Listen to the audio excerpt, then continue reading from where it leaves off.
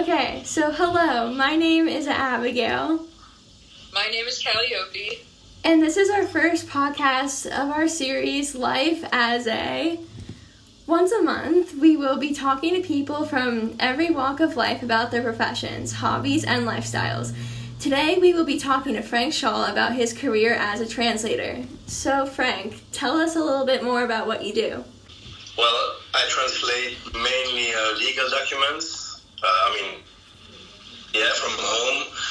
I've been doing this for 30 years, and I translate from German, Dutch, and English into French, and that's mainly what I do. Cool. So, do you travel much for your job, or is it just really at home? No, it's working from home, but I could work from anywhere.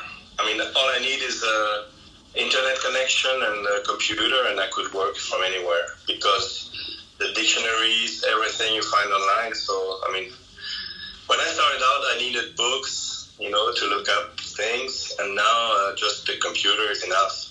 So, when did you start learning these languages? Well, my mom was German, and my first language was German, which I spoke at home with my parents and my brother. Then they moved to Belgium, to the French-speaking part. So I went to school in French. So I had two languages without even, trying to learn them. And then in the Belgian school, you automatically learn the other language, which is Dutch. And then, English came later, but that's basically how I learned it. And then after school, I went to university to study to become a translator. And how did you make the decision to become a translator? Well, I wasn't too much into studying, and since speaking languages came easy to me, the decision was obvious. So. What's the hardest language to translate? I would say German, because they have endless sentences, and since the verb always is in the end, you have to wait.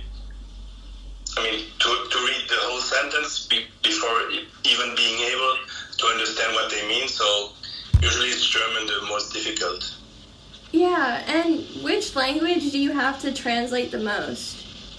It's Dutch, because in Belgium you have Dutch and French, so it's usually Dutch into French. But I receive a lot of English text too, and a little less German, I would say. Mostly Dutch. Yeah, that sounds pretty interesting.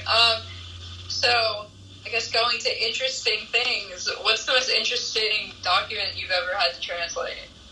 Well, since I'm a sworn translator, which means that I translate for court and stuff, and lawyers, sometimes there's some really confidential text to translate, and the most interesting, I think, was related to the mob, to the mafia, so it was even pretty scary. And since I have to sign those translations at the end, with my name and stamp and signature, so if they would be in a bad mood, they could find where I am, So do you get any protection? No, I don't need any protection because I'm not directly involved in, naming people or anything. But a few years back, Salman Rushdie, I don't know if you know who he is. He's a writer, and he wrote something about, the Quran, the satanic verses, I think it's called in English. And since, they're very sensitive about their religion, he got death threats, and a few of the translators who translated him got killed. I think the Italian one and the Japanese one. But something that has to be looked up on Google. But I know people got killed for translating this stuff. That sounds really scary. Well, it's good, like, you didn't die. Wow. Yeah, but I mean, that's really an exception. It's really not dangerous at all. So, has coronavirus put any limitations on your job? Like, I know you work at home, but has there been any... Not directly, but since, other jobs like lawyers or notaries or, other people who had limitations, they would need as many translations. So I would work less because of coronavirus. Well, okay, so how often do you have to go out to, like, hand in paperwork or something, or, like, meet with other people in person?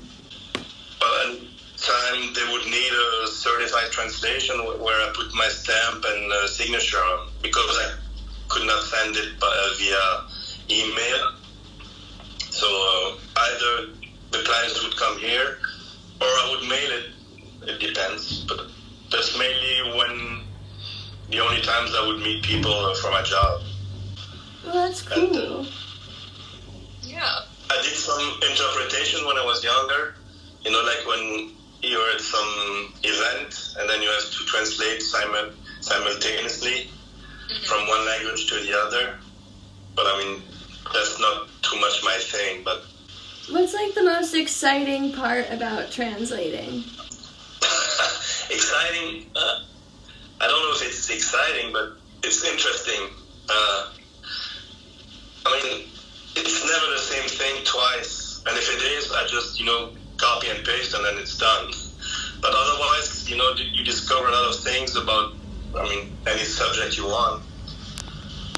So, in translating, I know that sometimes the translation from one language has a different meaning, like a slightly different meaning in another language. So, how does that work? Yeah, that's tough because like for instance, a joke is very difficult to translate because it's usually a play on words. And since the words are not the same in every language, sometimes one thing that would be very funny in one language is very hard to translate into another.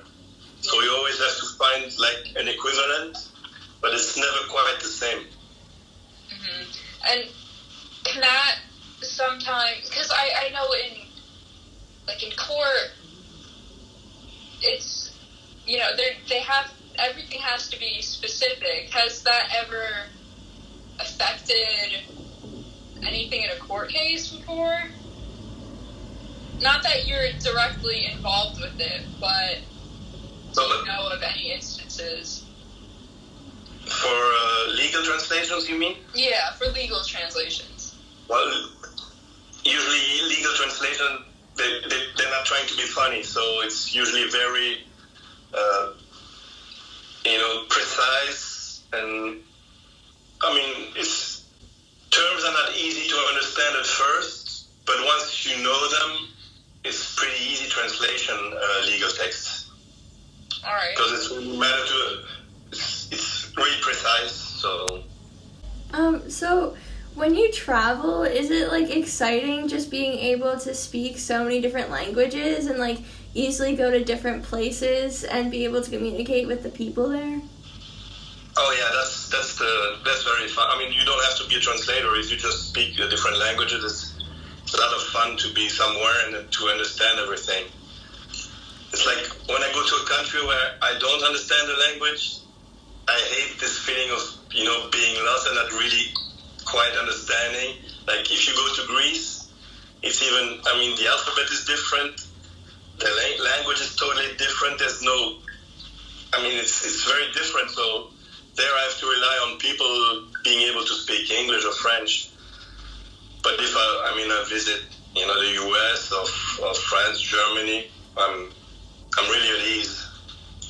So, is there anything else that you want to share about just the life of a translator?